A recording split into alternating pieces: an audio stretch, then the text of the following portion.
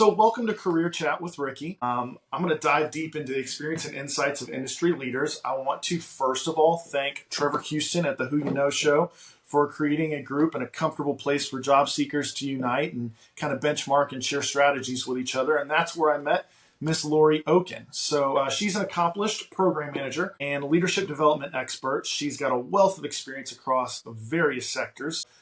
Welcome, Laurie. Thank you so much, Ricky. I'm so glad to be here and be on this career journey and creating a new path to letting us showcase our skills and experience. Awesome. Well, let's start with your career journey. Could you highlight your background and some of the key ingredients to your success? Absolutely. Well, while I started in the for-profit industry, once I pivoted to nonprofit, I knew I hit a home run.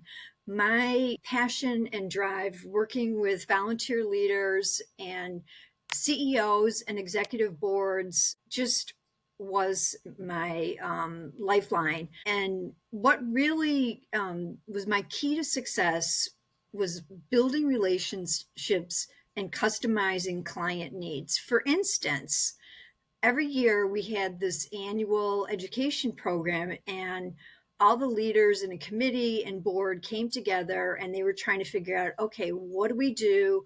What kind of education do we put on for our 1,200 members that are attending?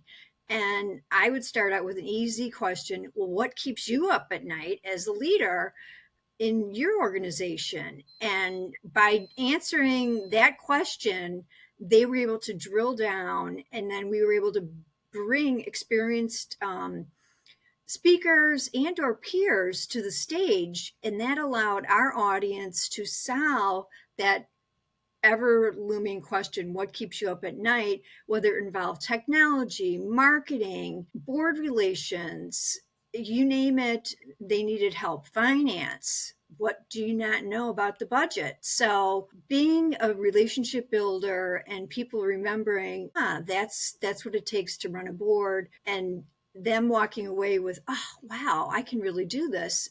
It's all about relationship building. So I'm making people proud of their accomplishments. And that's how I really succeed in the nonprofit industry. And so now, Ricky, let's turn to you and your career path in human resources. What inspired you to pursue HR, and how did you decide to obtain that super SPHR certification? Sure. So I would tell you that my interest in HR kind of started very early in my career. I had a lot of time working with a volunteer basketball program at my church early on, and that involved organizing coaches and parents and players and officials and lots of other people to all make this happen. And you say, oh, well, that's just organizing a basketball league. But you have to realize is that there is an effort that goes into organization. There is an effort that goes into making sure that all the pieces run right so that game day goes smooth. Whoever gives the halftime devotional does a great job with it. Parents leave happy, and everybody, all the kids get all the important things that they need to develop from sports. And so realizing that there's a people architect behind the scenes to all that was really kind of neat. And I would tell you that that's really where it started for me. But I took my career into hospitality. At first, it was culinary school. So 2 years of culinary school at the Art Institute of Houston. I would tell you that gave me a huge attention to detail for any plate or any food that crossed my station. I would tell you that I then took that on to hotel and restaurant management, where I had courses in accounting and finance, but also in human resources and hospitality law and all those things. And then went the way of doing hotel management and restaurant management and working in entertainment with Top Golf, and then eventually to Chick-fil-A. And I've done a little bit of HR or training or onboarding or full cycle recruiting, hiring, and development for several stops along my journey. And I would tell you that just like most hospitality professionals, they usually find a post-hospitality career. And so for me, that's human resources. I've seen hospitality folks go into serving table, go from beyond serving tables to selling insurance, to selling financial service products, to doing all kinds of other things that may or may not require an education. But for me, human resources seemed like a great spot because every company needs a great human resources division, no matter what industry you're in. And so I figured that's a great way that I can go in and add value to anything and kind of build up my skill set. And so a couple of years ago, I said, what's it going to take to get people to really see me above and beyond just my education experience?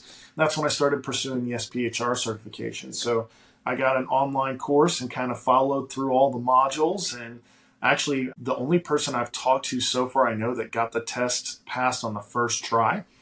And it was a hard test, and you have to verify all your employment and do all that crazy stuff with Human Resources Certification Institute in advance of that test. But that test was hard, and of course it was during all the times of quarantine. So I'm there doing my test, and somebody in India is my remote proctor and watching me, and all the rest of that. It's a whole different time. But yeah, that certification required a lot of prerequisite experience, but it gave me a lot better of a foundation to stand on, and a lot more understanding of laws and regulations and all of those things that are required. And the companies need to trust their people, operations, and human capital managers on. That is remarkable. You've had quite a remarkable career, and I applaud you for getting that certification. Just like similar to, I was in the field and I said, hey, I'm going to get my master's degree in nonprofit management to further my education. Education is a key component. Absolutely. And whether that is with a college or university, even pursuing certifications, I'm a huge advocate of,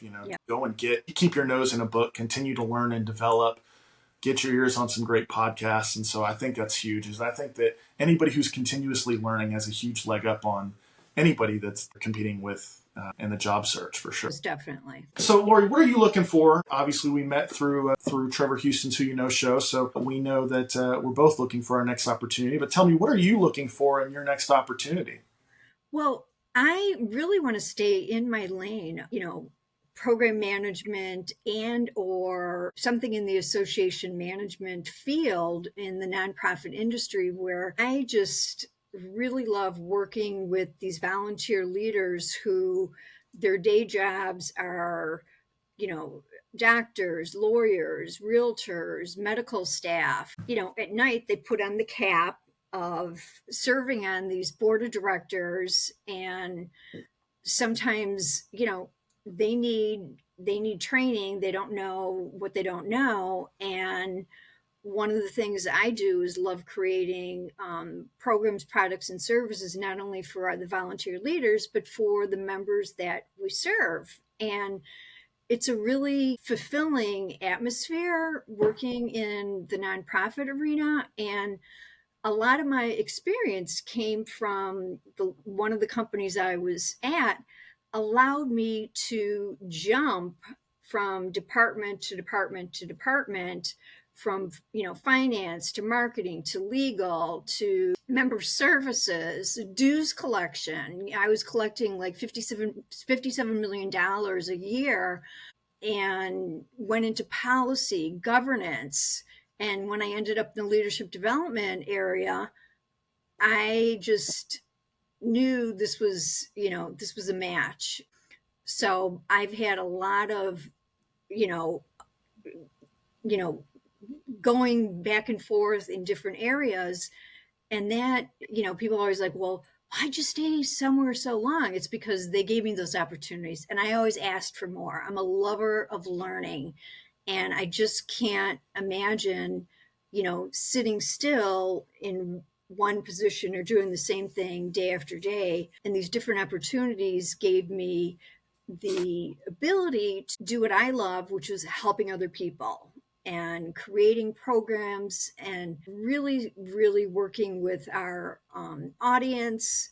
For instance, one of the biggest challenges I had was working our executives and these volunteer leaders wanted, we didn't have any formal training for the volunteers, leadership training. And that was one of the things that kept them up at night, where they're like, okay, these people are on board of directors and they sometimes make mistakes. So can you imagine having a chairman for a Fortune 100 or 500 company that doesn't know the financial background or what their role and responsibility are.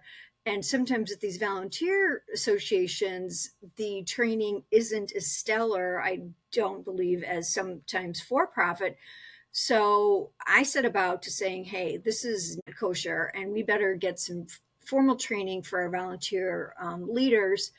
So I couldn't find anything in the United States, believe it or not. So I found a great program in Canada with their realtor association and piggyback customized and formed a partnership where excellent boots on the ground, online education, learning for our volunteer leaders that came in. They could come into Chicago, they could do it online, and we did train the trainer, had people going across the United States and training these volunteers. And a lot of my seasoned leaders were like, well, I don't need any training. I've been doing this for years. And I said, you know what?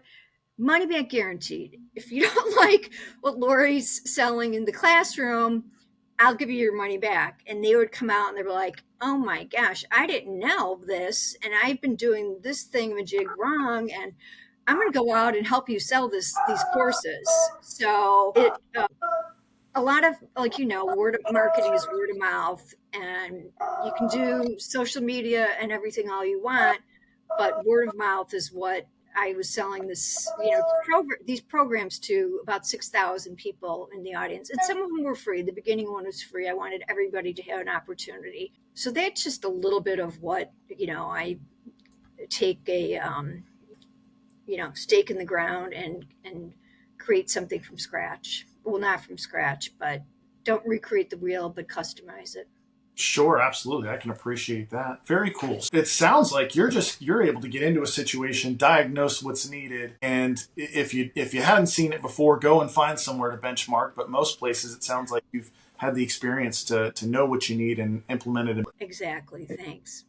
Awesome. Oh, speaking of challenges, in your role, Ricky, as an HR business partner, what were some of the major challenges you faced, and how did you overcome them? Well, some of the big challenges that I've dealt with were going into places that were not staffed appropriately, where they either didn't have enough people or didn't have a great development plan in place. And so I think that, whenever you're the new kid on the block walking into one of those situations, you have to come at it with respect, because these people have been working the way they've been working for some time.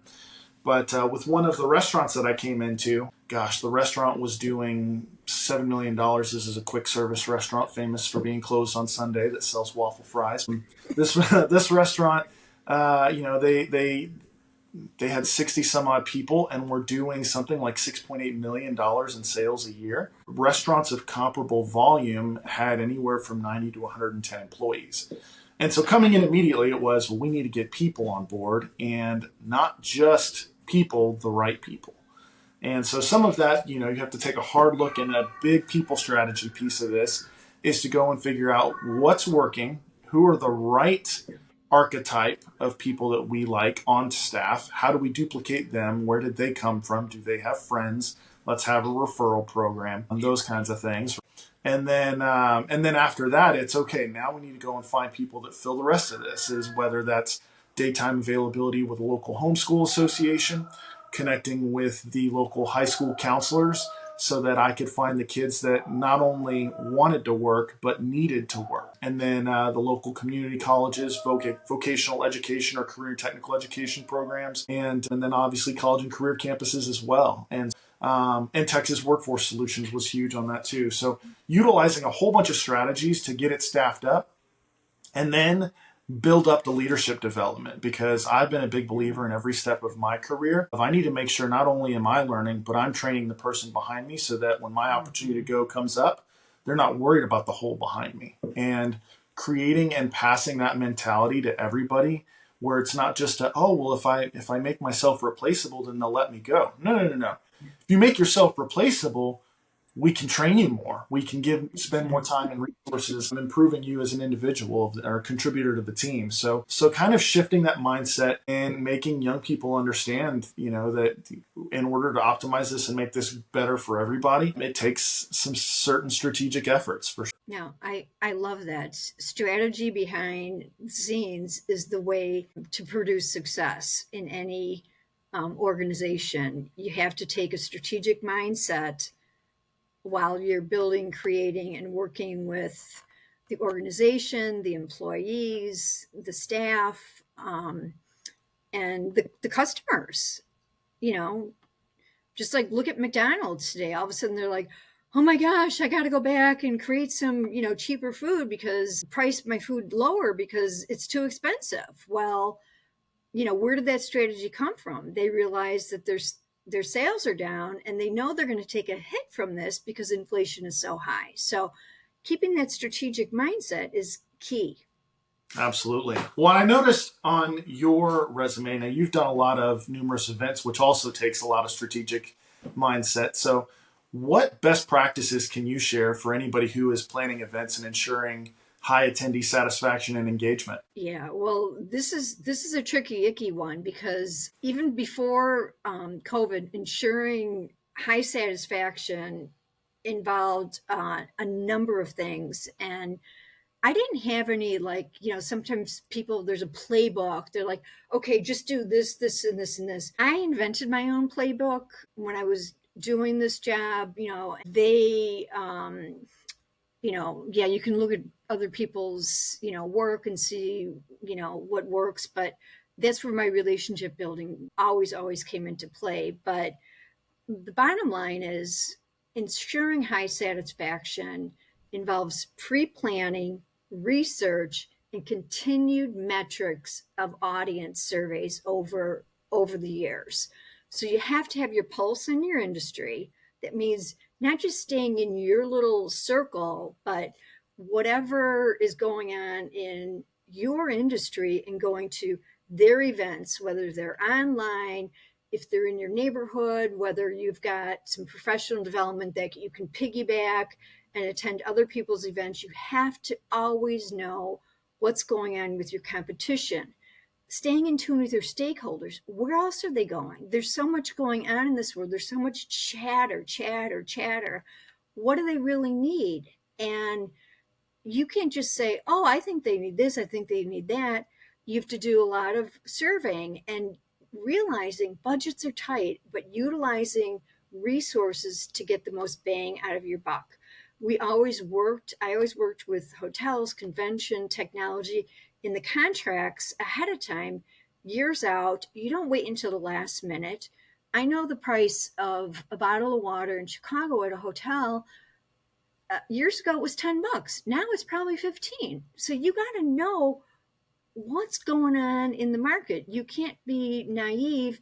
And I always asked for more. Hey, can I go here? Can I sit on this? Can I attend this event? Come back and say, hey, this is where our audience is. This is what they're doing. And maybe we should pivot and do this other way of events. And I utilized technology way before there was online courses. I had to borrow somebody's server because my committee wanted an online course, and they're like, oh, we don't have the bandwidth. I go, well, then we're going to just get the money and borrow somebody else's server to create this specialized online course. So just always keep in touch with your audience and figure out what they want and what the logistics are, because budgets are always tight and nowadays things are happening on the dime. So you just have to be always prepared and always have a plan. Two things there. One, it seems insane to me that a bottle of water is $10 or $15. Like, I know things are crazy up there, but $10 or $15, huh? In a hotel, when you buy water in a hotel. So my solution to that problem, because it was like no more plastic bottles, so I just said, we'll just take pictures of water and you still had to pay for it, but we'll have, for people who are like really germophobic, we'll have we'll rent, which was like $100, one of those, big gallon waters that, have the cold water in the back. So, because people were always like, you're dehydrated, I know that. But yes, you have to know your costs. Well, and that says something, I think, for a bottle of water, for it to be that high about the environment that it's in, right? So somebody, I used to have people that came in the hotel and they'd complain about the price of ice cream as they were buying the ice cream, and I'm like, well, it's obviously not priced high enough because you're willing to come down to the concessions and buy it. So clearly, they know something about selling water up there that maybe the rest of us don't know, or it's just the environment. The other thing I wanted to touch on that you said out of there, and you spent a lot of emphasis on planning. And my friends in the military like to say that failure to plan is planning to fail. So if you don't make that plan, you're going to fail. Has there been a time where your planning has really saved, from a huge catastrophe? Yeah, I got a great example on that. So, this always have a plan B in your back pocket. One of our events, we had this keynote speaker, and he was, and I always have my keynote speakers, that's the top dog on stage that you're paying big bucks for, always come the night before. And he was so picky icky. I hate to use that word. I could not get him to come in the night before. I'm coming in from, I think it was London. Well, there was this big, was it the earthquake, or I can't remember because this was a number of years ago, but there was a national disaster and he was not going to make it in. So you always work with these speaker bureaus when you're hiring a big keynote. So of course I called the speaker bureau, and she's like, I don't know, what am I going to do? I mean, we're supposed to get a qualified, even, speaker. And of course, this convention was in Canada. So that's even a harder challenge to get somebody in Canada the next morning. These keynotes start at 8 o'clock. But I always have a plan B. I knew another speaker I knew this guy wasn't going to show up. For some reason in the back of my head, I'm like, something's squirrely going to happen. So I had another speaker that was really qualified. He was already a keynote at other events. And so pulled him aside, gave him some quick training and, what to do on stage. And he was an instant hit. Nobody even missed the other keynote speaker. So always be prepared. Very good. Very good. Awesome. Okay. Well, on a similar note, you've implemented a lot. And can you share more about the ATS system you implemented and its impact on your association, your Sure. organization? Absolutely. So when I was working at my last company, we had the challenge of we want to further automate the process of recruiting and selection and potentially onboarding. And how do we do that? I'm like, well, in all of my continuing education credits, they talk about all these places that have a fancy applicant tracking system. And we were a small enough company that we didn't need to go and spend thousands or tens of thousands of dollars. Some of the other guys that you could name out there that have sponsored numerous continuing education courses for me. But so they said, okay, well, what's the solution? Because we need something. We want to further automate it. Because right now, at that time, I had applicants coming in from Indeed, from ZipRecruiter, from LinkedIn, and from the company website. So I'd get all these leads and I had to go and check all these different places. And then once I had checked all those places, then make selections and send a custom little email and go from there. And so what I did was, well, what are we using in-house? And they were going and transitioning from one customer relationship management software called Keep, and they were moving over to Lead Simple. And the neat thing was Lead Simple was a lot more user-friendly and easy on the eyes to program and do all of those things.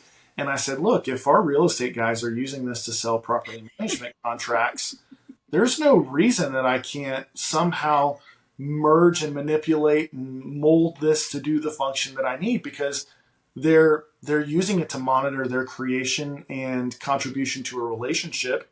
I'm doing the same thing from a hiring manager's perspective. So what we did is I jumped on one of the calls with the sales team as we were rolling this out, and I said, hey, I'm really interested in how do I get this and turn this into an applicant tracking system? And he said, hey, there's a couple of companies that have gone ahead and done that, and it's saved them thousands of dollars because they've been able to not go buy one of those and then just use it that they already had. And I said, cool. I said, Is there any of those templates that they have that you could kind of share, that I could kind of benchmark off of, similar to what you're doing?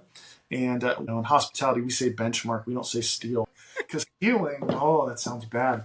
But yeah, so I reached out and I said, yeah, is there another template I could use, or do you have some kind of back of house thing that you've worked on? They said, yeah, we haven't done it, but we'll copy and paste over what another company has done, and we'll strip out all the identifiers. Okay, cool. So then I said, okay, well, now how do I get it to where I can integrate all of these four possible sources of referrals that come in?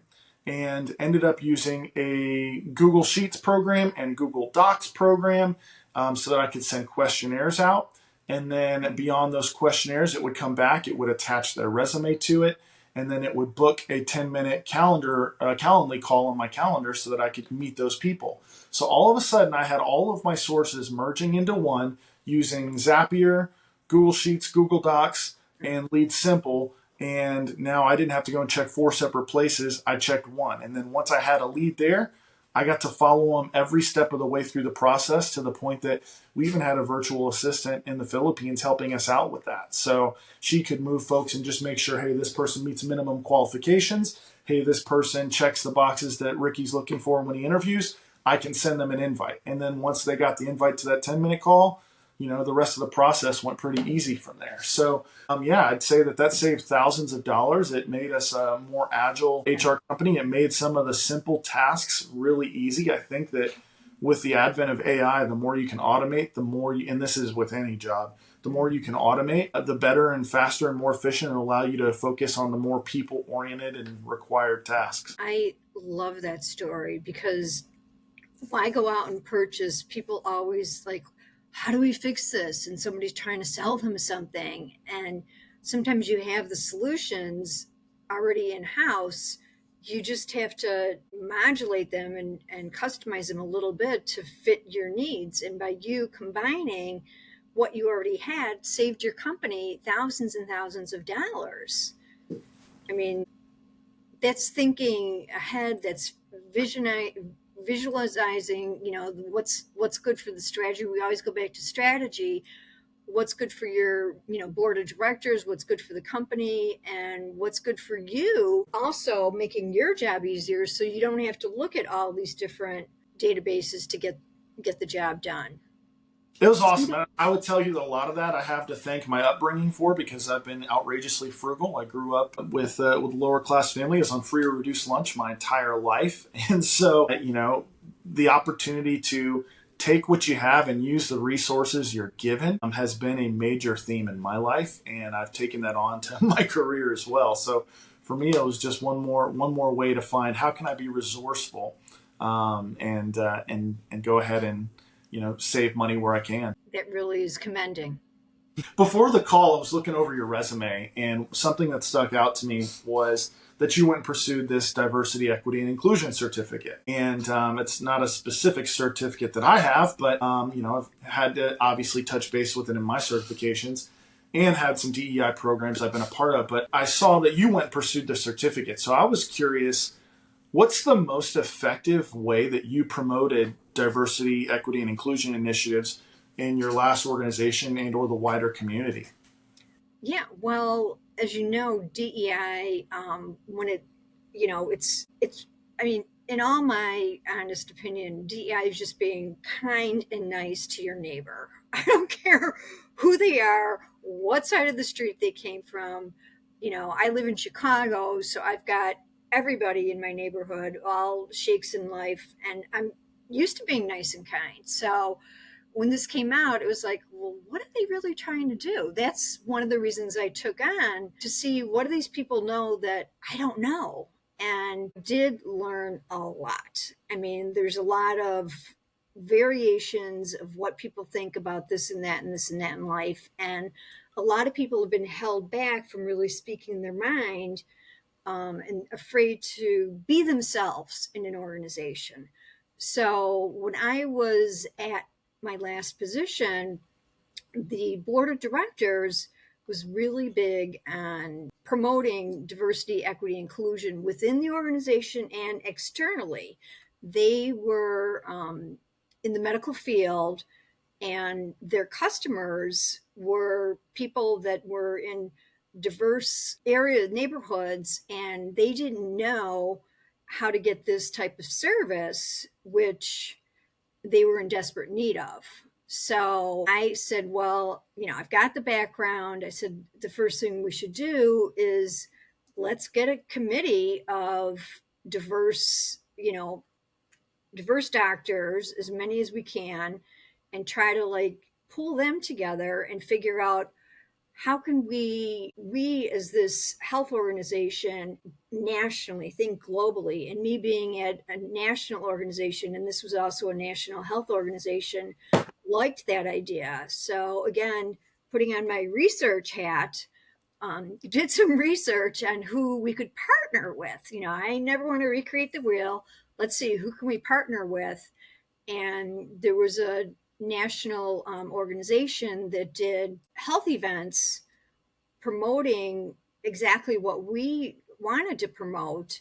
And all it took was getting people organized and getting the right people on the bus, as I think it's John Gordon always says, getting the right people on the bus to the program and moving them along. So by working with a committee, then you work with these outside stakeholders. It isn't always that easy to talk to people, but then I said, well, let's invite these outside organizations to some of our board of directors meetings, and let's invite some of these folks from the event to explain how do they do all this secret stuff. And since I was in meeting planning and program management, I kind of knew how these events would go, but our association didn't. So it took some, wrangling and training, but we really launched some really good national, what am I saying? Like national thrust, and put ourselves out there where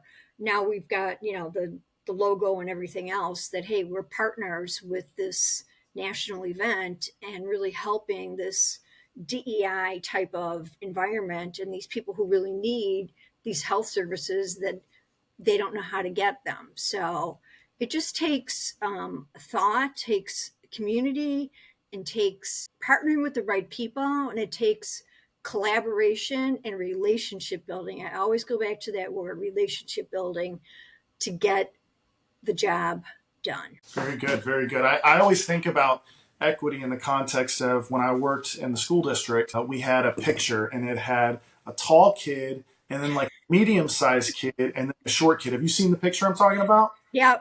And they can't see over the fence to the baseball game or whatever they're watching. So that, equity is not about, making things unfair. It's about giving everybody the opportunity, right? And so putting a big box under the shortest kid and whatnot.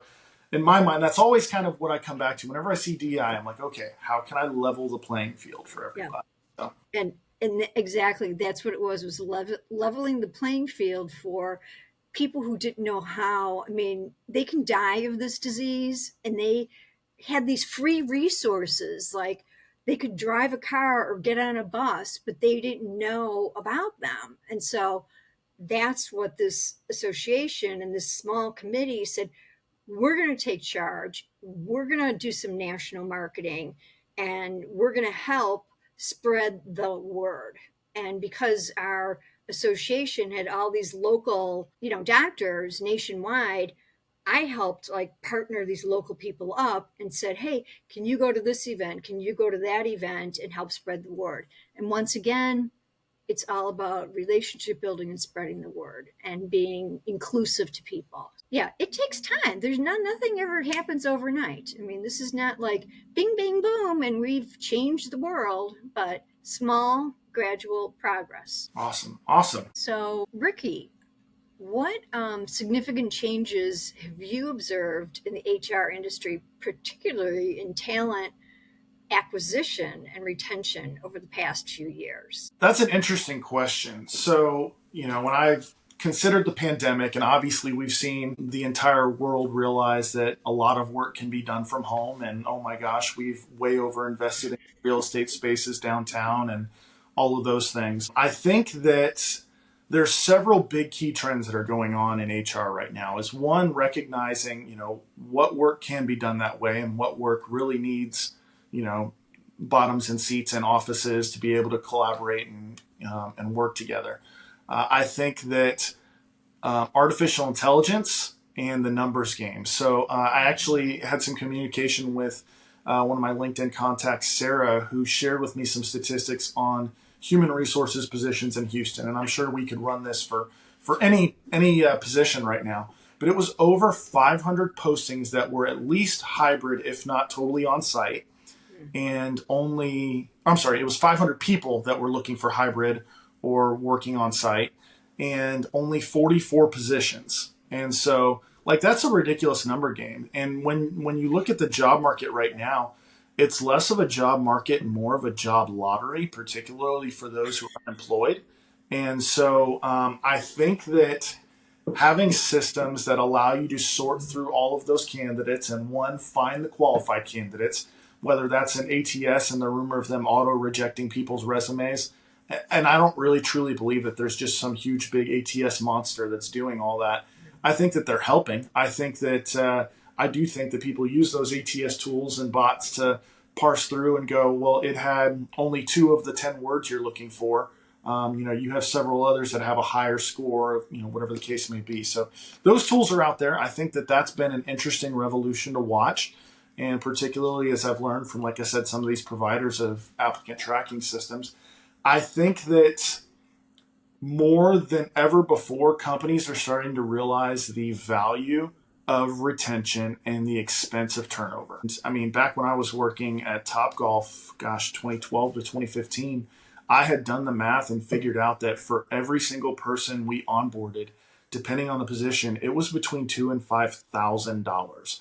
And that not only counted the uniforms, that counted the times that trainers were with them, that counted the times that they were in classroom training, that counted the menu when they had menu trial days and we brought all the food out for all the employees to try so that they were familiar with the menu, and then all of the shadow shifts. So then once they got done with the 4 or 5 days of classroom training, they had a week of shadow shifts where they were following and working with somebody. And if that was a server, I mean, gosh, I had a server making 213 plus tips, and then I had to go and pay this server a full $7 or $8 an hour training because they weren't making tips yet because they hadn't yet gotten to that point. So all of those hours, all of the training, all of their labor costs, and like I said, anywhere $2,000 to $5,000. And so companies, I feel like, are becoming more wise to that, in that it's not just ultra expensive executives that are that expensive anymore. It's everybody, and what you put into it is what you're going to get out of it.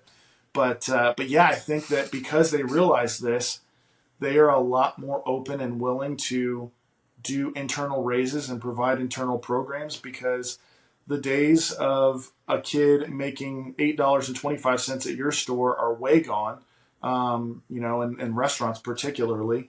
And then if they get that 25 to 50 cent raise to go down the street, they're going to. So finding ways that you can put forth the effort and say, look, here's the program. Here is the amount of money that you can make. Here's what I expect you to be able to do that. I think that level of open communication is a trend that I think we're going to continue to see grow in companies, because they realize losing people ain't cheap. And so I'm hoping to see that we see reduced turnover from some of these companies that do that, and realize that it's better to pay the talent you have than to build from scratch. And I absolutely agree with your analysis, Ricky, because in the organizations I've worked with, it's 40 to 50,000 to onboard someone and thoroughly train them. It takes, in the association world, it takes a year to onboard someone, because we go through these cycles of meetings and all this stuff, unless they're in like the finance department. But if you're at anything with education, training, program management, it's a year, and you invest all this time and energy, and plus you're training them on the organization's lingo, which that's half the battle. They've got all these acronyms, so it's very, very expensive. And I'm just amazed that more companies don't realize, and like you said, they should realize, but they just want the next kid or what, the next sliced bread, to come into the organization. They think that they're gonna just magically, be onboarded, and that's not the case. But time will tell. So I think your analysis is spot on. Spot on. Very good. Well, one of the things I noticed, obviously we've talked about some of the technology and stuff that I've dealt with, but I was curious for you, how do you integrate new technologies to enhance program delivery and member engagement? I mean, you got to use some CRM software of your own in what you do. Oh yeah, yeah. And I've been involved with everybody has with software since you first started in any organization. Everything was technology based, and like today, what Microsoft crashed and O'Hare, all these airports, like everybody was like in a panic and nobody was leaving the gate and they're missing all their weddings and everything else. So yeah, technology is very critical, and you also have to know what to do when the technology fails. So my last organization, I got in there, and one of my titles was membership. And so, in less than a month, I realized one of their big issues was this antique membership database. It was 7 years old, and everybody kept complaining it was just not user friendly. The members couldn't use it. The board didn't get it, and it was just a train wreck. So I said, okay, this is going to be a nice project for Laurie. And not only did nobody in the organization know how to use the database, I was set out to be the fixer. And, of course, once again, get your relationships building. So I go to the vendor because that's the only place where you're going to start from scratch and try to learn anything. Working with the vendor, it was a really large project, and I finally realized, hey, we need some help, so we better hire a consultant to come in here. And I laid out the blueprint and the business plan of what needs to be done and how to do it, and like you, Google Docs and the spreadsheet of what needs to be done. But I need someone to really put this plan. I don't have time to sit on this database and implement this thing. But through a lot of back and forth, collaboration and really deep drilling into the problem, and that's all it took, was like sitting there analyzing, okay, what's wrong? How is it not working? And talking to the members, talking to people like, well, what's your experience? Why isn't it working? Like, get on the phone. I mean, we do have these phones for a reason. I mean, it's called communication. So I'm not afraid of talking to people and asking them, hey, do you have 15 minutes? Oh my gosh, I'll tell you my life story. I've been here. So no, I don't need your life story, but I just need, let's share the screen. And what's your basic problem? So nothing is rocket science in this world. Everything is trainable, fixable, learnable. And that's how you solve problems, is talking to people, building those relationships, getting collaborative. And then sometimes you need extra help. I only have so many hours in the day, but that's how I meet members' needs. What about you, Ricky? How do you stay updated and keep up with the latest trends and best practices, human resources, technology? Sure. For me, I'm a continuous learner. I've always got my nose in a book. With the SBHR certification, there's certain numbers that you got to get 60 continuing education hours every renewal cycle. That's about 2.5 years, and so you got to do those. You gotta keep your nose in books. For a while, I'm a member of HR Houston, so it's not beyond me if I don't know somebody or if I don't know something, to go and find somebody that can help, that has been there before, and that might cost as little as some time to send out a LinkedIn connection, or to go and buy them lunch and talk about what they do or how they've solved that problem. So I think that that's huge, to be able to have that network to lean on. I do follow a few other mailing lists, such as HR Brew, and then there's some others that I have found from on LinkedIn, and follow some of those other guys that also send me things in the email and what the new trending things are. But it's important to, I think, whatever your industry is to get on mailing lists and be reading about the trending things, so that you can be familiar with and understand what's changing, because this world is rapidly changing for sure. Most definitely. I think change is forever and nothing stops, and it's faster getting faster and faster and faster, and keeping up with change is really, really challenging. Yes, yes. Oh, one of the things I saw, Lori, on your resume, you've been very active in community organizations. And so I share that same passion. So I was curious, how do those activities influence your professional life and your personal growth? Well, working in the nonprofit, and this actually started way before I was working in the nonprofit arena. I've always been involved with the community. Even as a kid, I volunteered to paint. Oh, it was like, you know, way back, but they wanted to have a contest like, hey, paint the fire hydrants and make them pretty. Of course there's a contest involved with that, but I'm out there and my friends are like, what are you doing? I said, you come along with me. Let's get involved with the community and, vote it from that, artwork to helping with the elections, helping the Democrats and the Republicans, on the phone, active, like, hey, can you, who are you going to vote for? Can you, help, this person, or give, donations, working the nursing homes, older people. So I've always tried to be active as a volunteer. And this was before, once I got into nonprofit, it's like, wow, now like in Chicago, I am in, overkill on how many associations I belong to. But the one that's really most concerning to me is the local association neighborhoods that are involved with safety and community and the homelessness. And every neighborhood has this issue with the homelessness and, what's going on. But it's given me such a wide perspective on day to day, when you're feeding the homeless and seeing them and how they're struggling.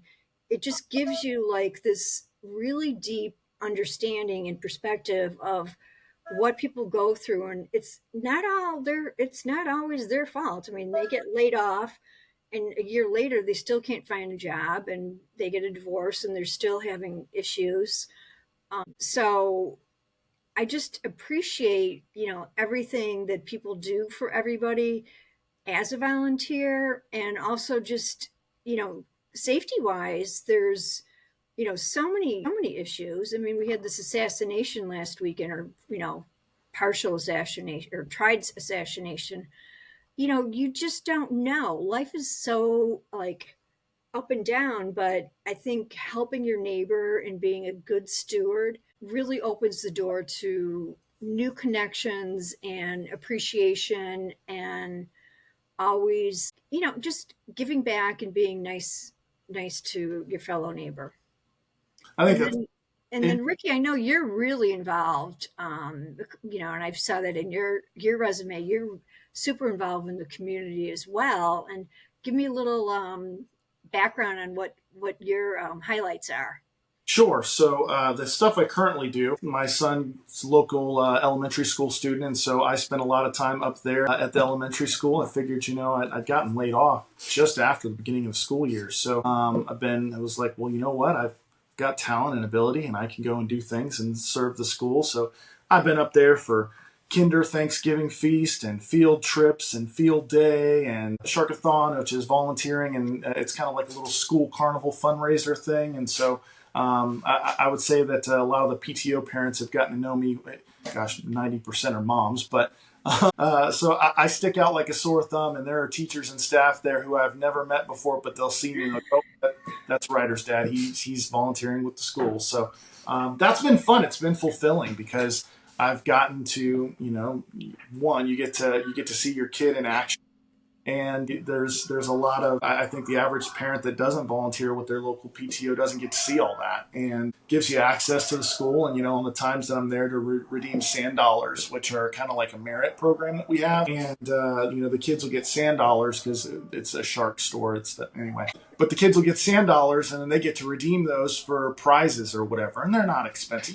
They're the kinds of things you go to Chuck E. Cheese and you see in behind the case, and you spend all that time on. But there are times that like my kid came home with this bag or this bag of toys, and he didn't have a whole lot in there, and knowing the value of those, I'm like, yo, are you cutting up in class? Like, why are you not bringing home all the sand dollars? He goes, well, I used it and I spent it on stickers to bring home for myself. Okay. So that kind of access, like you don't get that unless you know and you're volunteering. So I do that. One of my prior colleagues that I actually recruited to come and teach culinary arts at the Reese Center at Fort Bend, she called me back and said, hey, look, like these kids need interview prep. Can you come and help them with resumes and interview prep?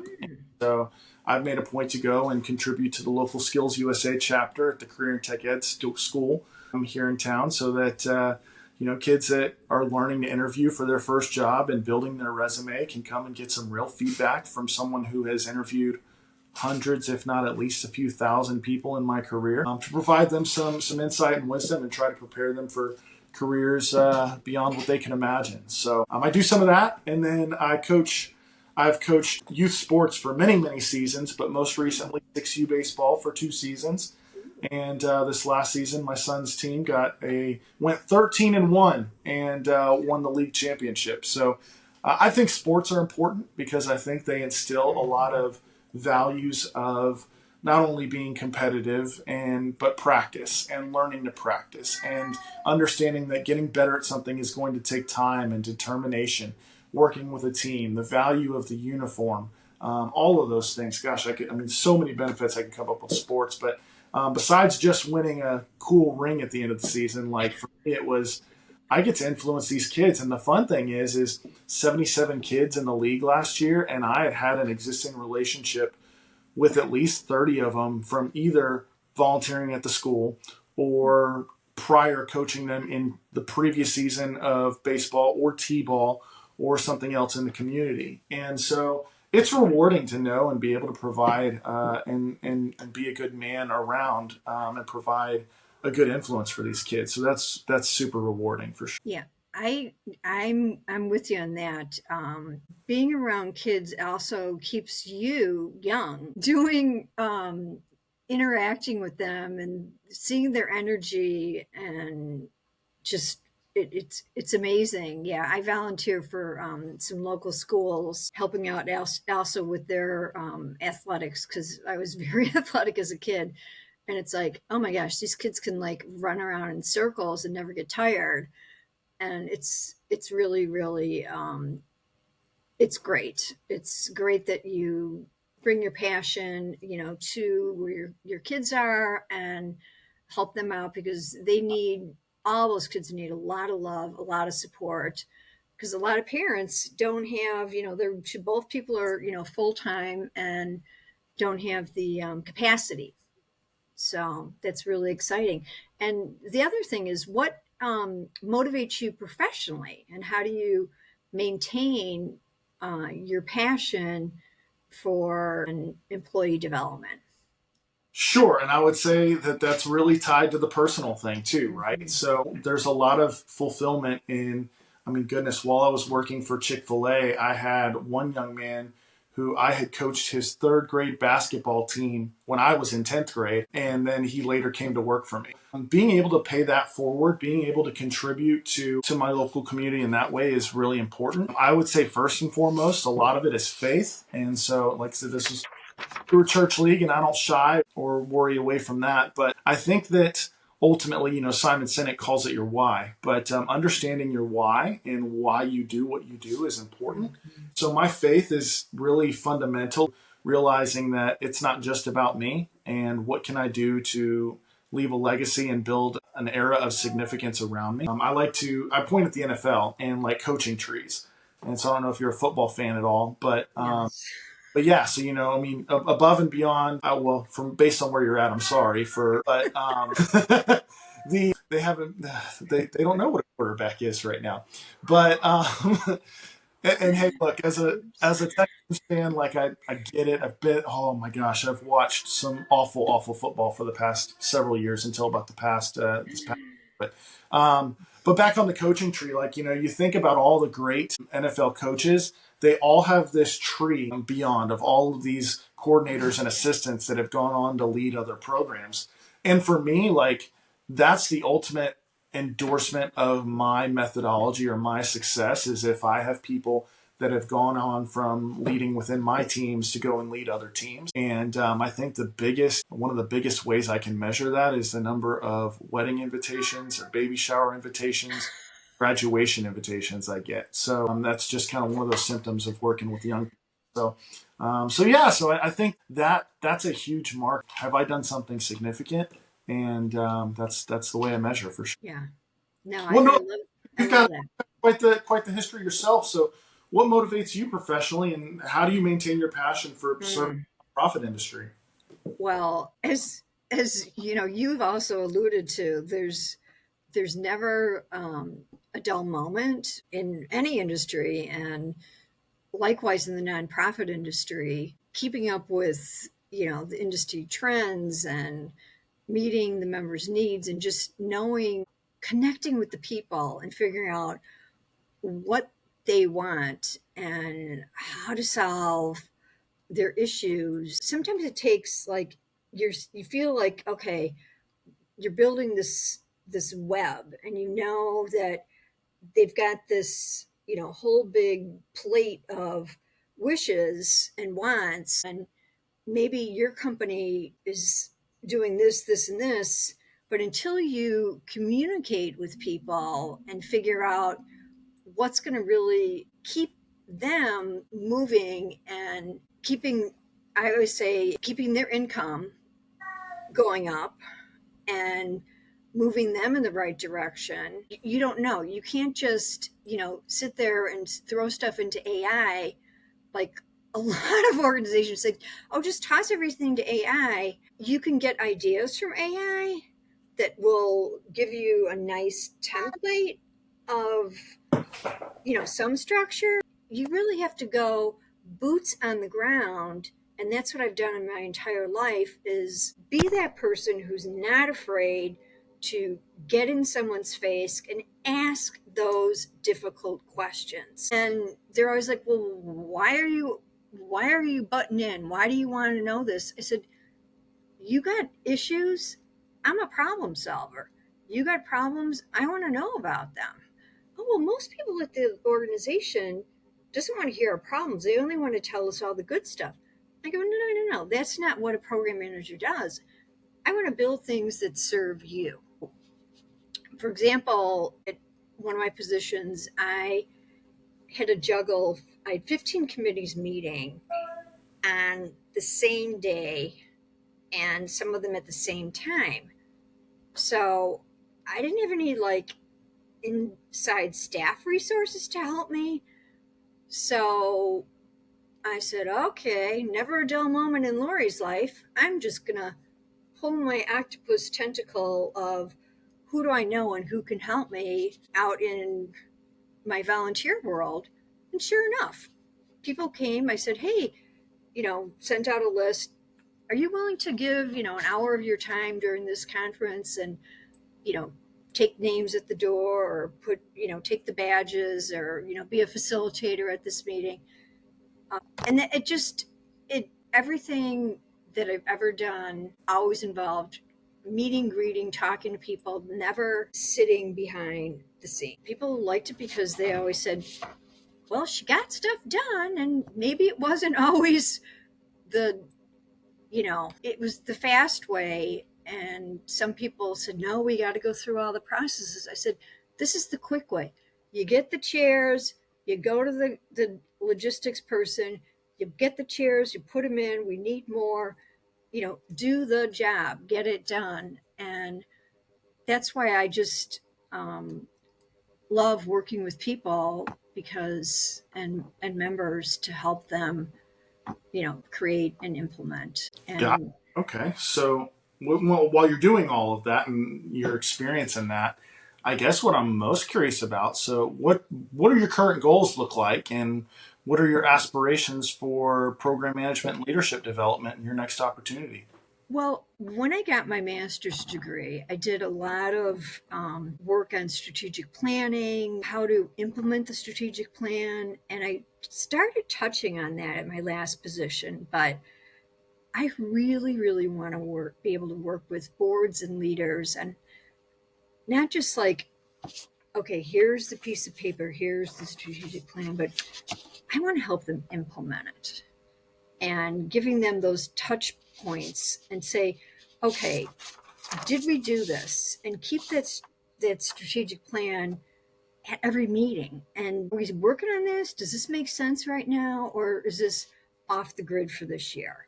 Do you still want this rigmarole program? Do you still want this widget? Does it, make sense? Like a lot of people, the boards go through all these retreats, they have all these wishes, and then they never do anything about them. So there's a lot to strategy, and it doesn't have to be so complex. And people make it more complex than it really is. It's really a one sheet piece of paper, and you've got your mission goals and wishes, and it can be check, check, check, and who's doing it. And usually staff is more of the implementators. I just feel like there's such an easier way. And I've been able to start some of these. Again, it involves training and education.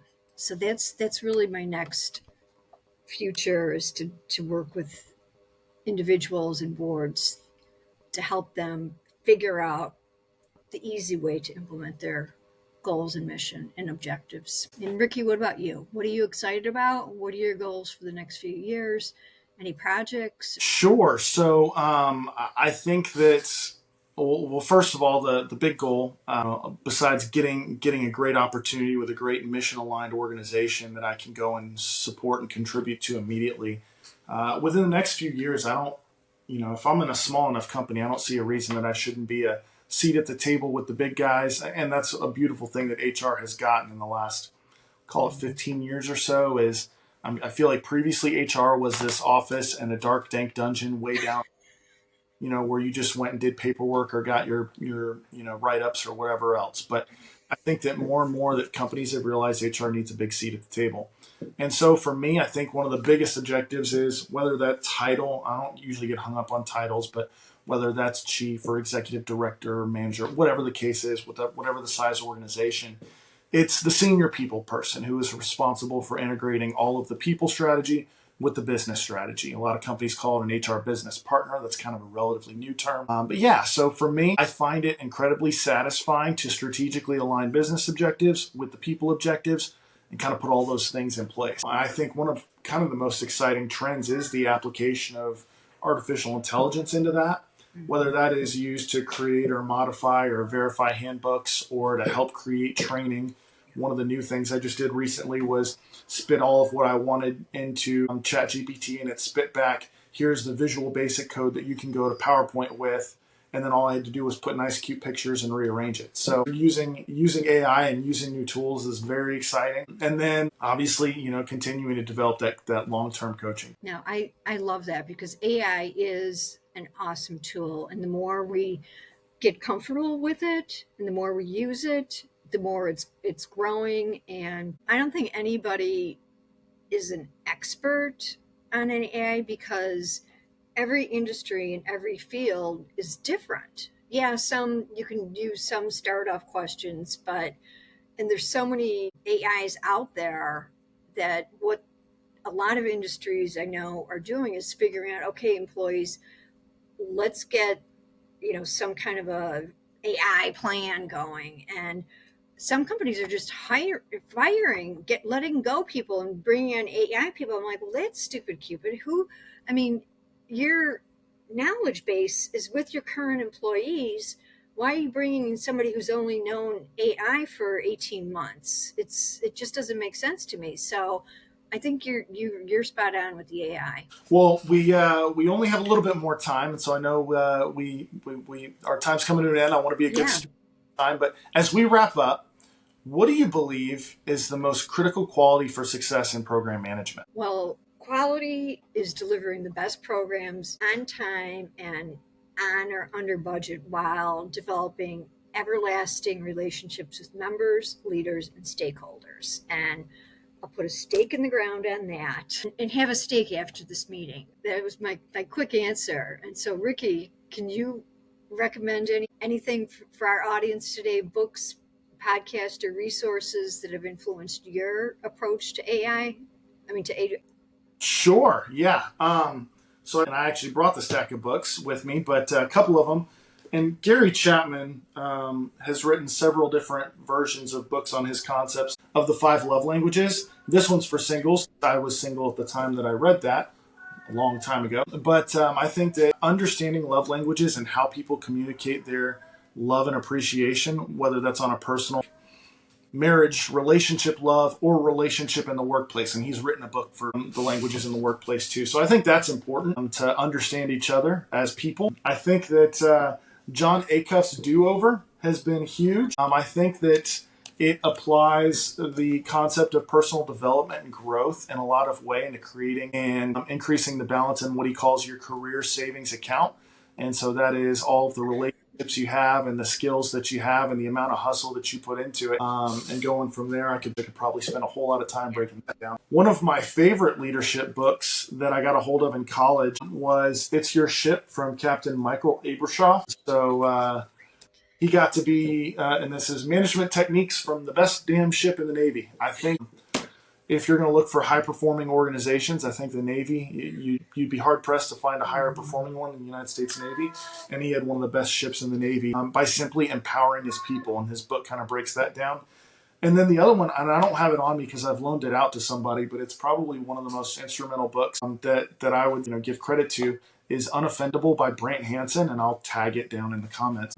But that, realizing that anger isn't yours to keep at harbor, and anger has a lot of devastating effects, and that you have to understand that people usually aren't doing things to make others angry. They're doing things because they have their own motivations. And when you kind of approach that with empathy, that you can kind of understand a better world around you. And then you mentioned podcasts. So I'll touch on a couple of my favorites.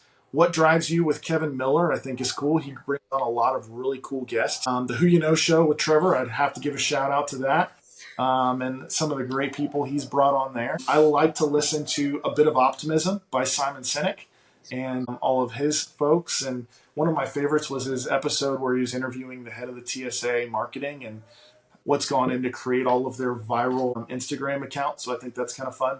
And then John Acuff, the writer of Do-Over, has a podcast called All It Takes Is a Goal. And so I think anybody who is a goal-oriented nerd like myself who's looking to improve, I think that's a great podcast to start with. So I've dumped out the book of development things. I hope that some of our listeners can take one and go with it. Great resources. Appreciate it, Ricky. Awesome. Well, Laurie, thank you so much for taking some time with me today and sharing some of your insights. Likewise, Ricky, it was a pleasure to be here on your show, and I look forward to more interaction. And thanks again, Trevor, for giving us this opportunity. Ricky, thanks to our listeners. I'm really grateful. Awesome. Very good. If you like what you heard here, you can click subscribe and leave me a review, say something in the comments. I'll link Laurie's profile as well as mine in the video chat below and some of these resources that you can check out. Once again, Laurie, thank you. Appreciate it. Thank you, listeners. I appreciate that as well. Awesome. So I will stop it here. Stop recording.